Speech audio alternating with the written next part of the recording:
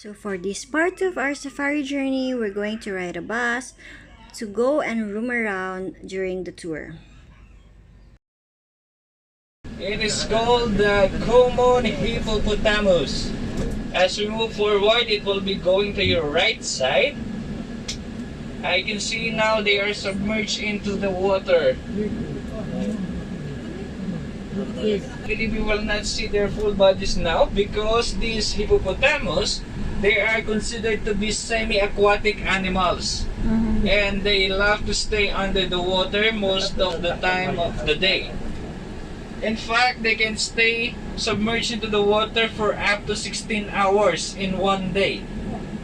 But even though, they still don't know how to swim. They just walk or bounce under the riverbed. So that's why they also got the name of a river horse, because they are moving like how the horses are moving in land. This is what we call the wetland. This is normally characterized in the wild with shallow waters, and normally is the habitat for the water birds, or those birds with long legs that enables them to stand in shallow waters.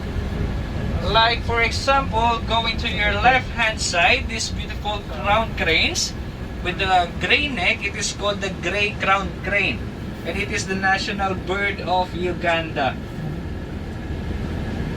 And coming along with them with the black neck, it is called the black crowned crane, and it is the national bird of Nigeria.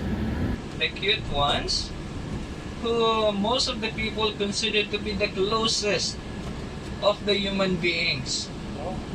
So up next are the Hamadryas baboons.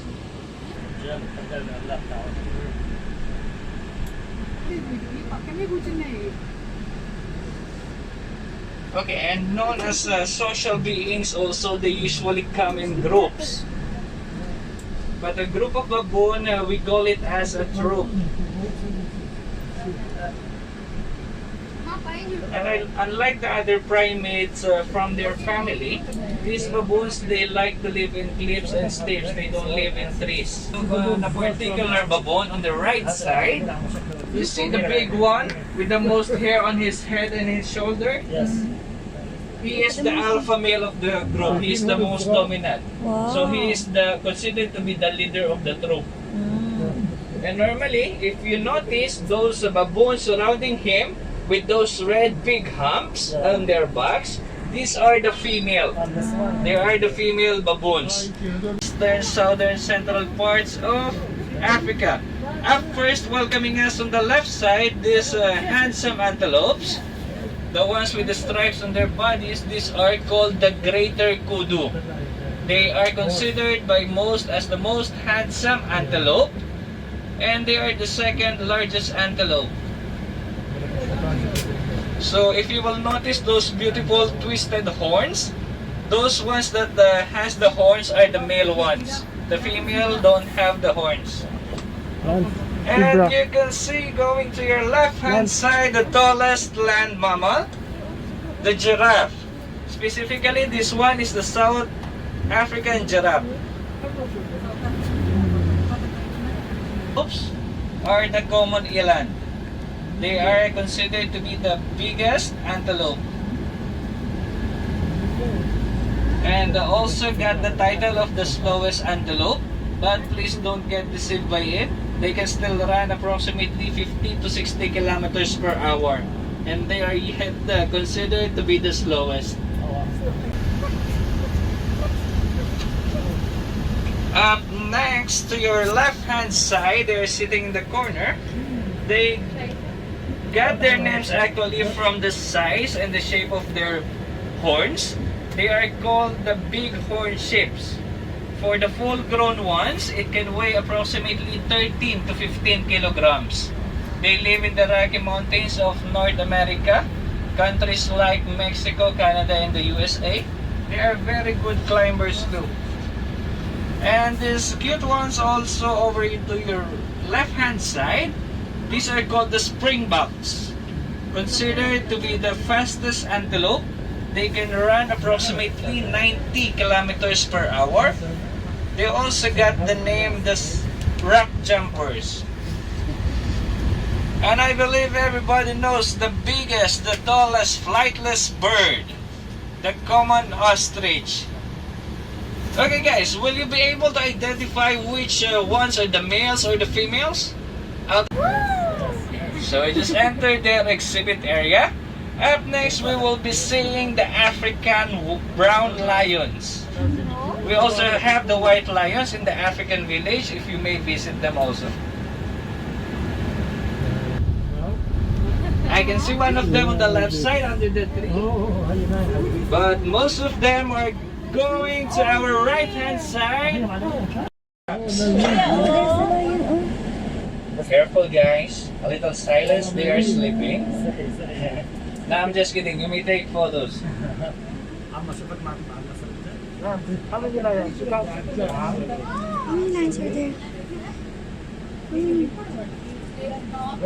I think some of them are at the back of the rocks. We actually have 9 male lions in this exhibit alone.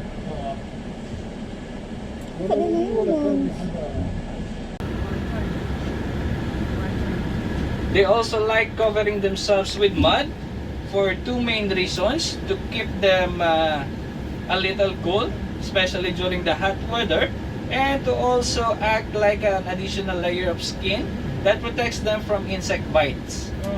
And if you will notice, with this huge size of a body, they have very tiny eyes. Actually, in the animal kingdom, they are one with the poorest eyesight.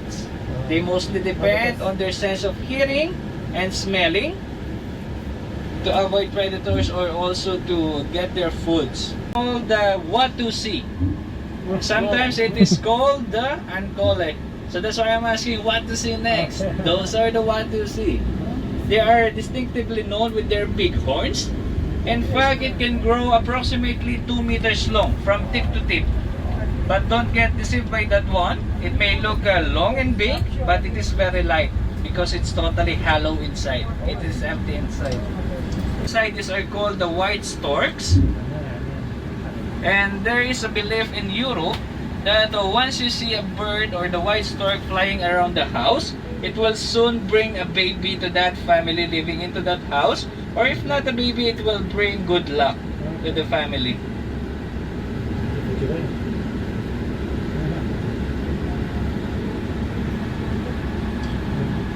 And next, after them are the Bengal tigers.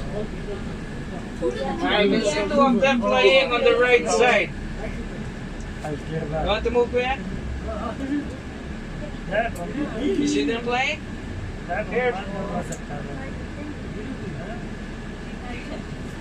So they can be mainly found in India, in the subcontinent.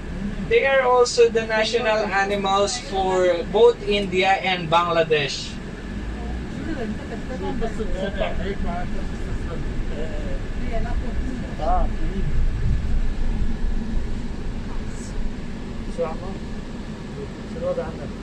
So as we said, they are the second largest cat.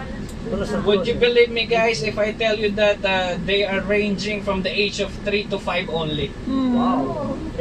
That's the fact, and they were even born here in UAE.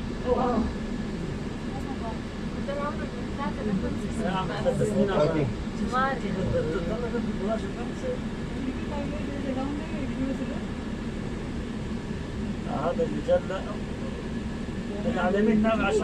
Ooh.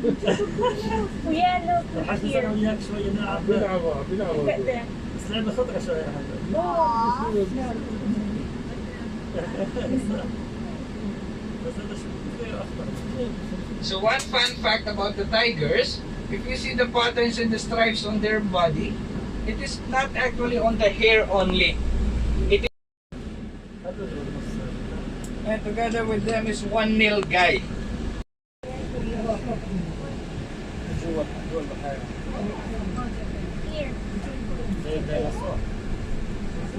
We also have one on the right side, just next to the fence.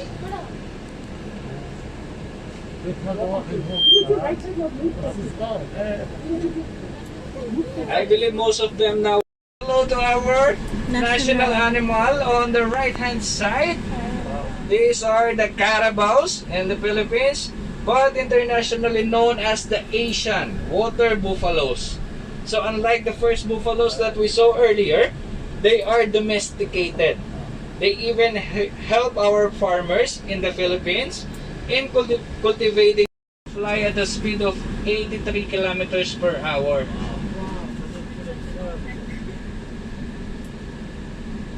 They are known to be good dancers also, especially during the... Going to your left hand side, these tall ones who are reaching to the branches of the tree, these are called the nilgays. It came from the Indian term nil or nila, which means blue, and guy, which means cow or bull. So in India, they are also known with the name the blue bull.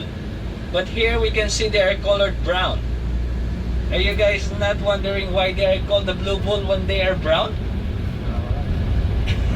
I'll show you on the next exhibit why they call them the blue bull.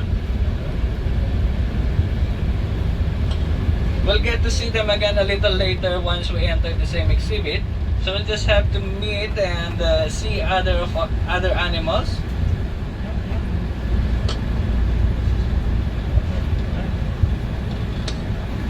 For our Christian brothers and sisters, the Christmas is getting near. So I think I can see some of Santa's reindeers going to our left hand side. So they are resting here before they pull Santa's sleigh. But in the wild, they are known with the name the sambar deers. So unlike the other animals, they have antlers. They don't have the horns. So it looks like a horn with branches. And normally they shed this one on a yearly basis. So once by accident, they got it cut in the wild, it will still grow back.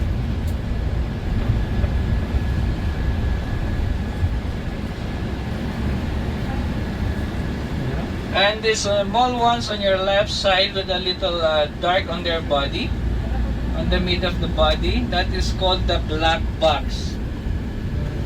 They are also known to be the Indian antelope.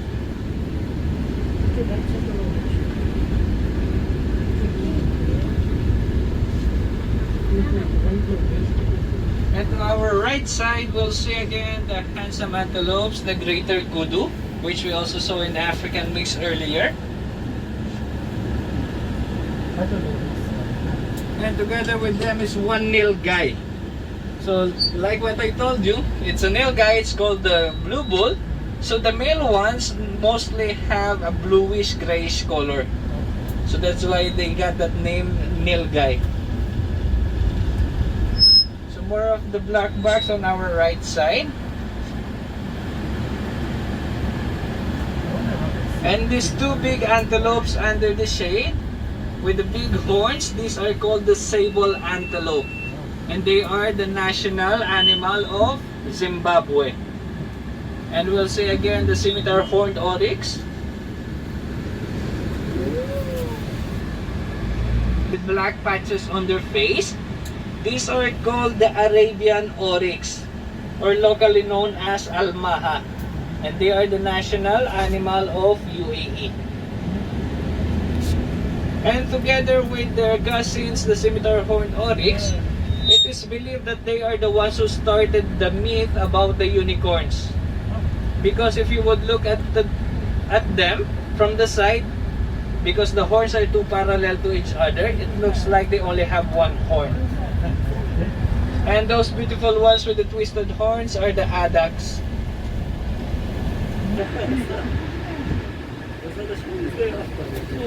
So one fun fact about the tigers, if you see the patterns and the stripes on their body, as I've mentioned earlier, we are also acting like a conservatory facility for these animals.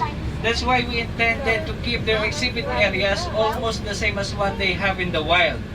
So the tigers, how tall are they? They can grow up to the height of the sambar deer. These are the females and the young ones. And my kabayans from the Philippines, say hello to our national animal on the right hand side. These are the carabaos in the Philippines, but internationally the young black box. So unlike the males and the adult ones, they are still brown in color. But as they grow older, it will turn darker to dark chocolate, brown, or almost black. Definitely, they will not outrun the cheetah and they will catch them. How fast the cheetahs can go? It is faster than the fastest car made. They can go from 0 to 100 kilometers per hour in just 3 seconds. And they can reach a maximum speed of approximately 120 kilometers per hour. So that's it for our But the safari fact journey. is, cheetahs Hope can you only enjoyed be it. 120 For the kilometers entrance per fee of hour this, speed we in a just very short added distance. 30 dirhams The main for the regular, 50 dirhams entrance fee for the safari. So you can avail this.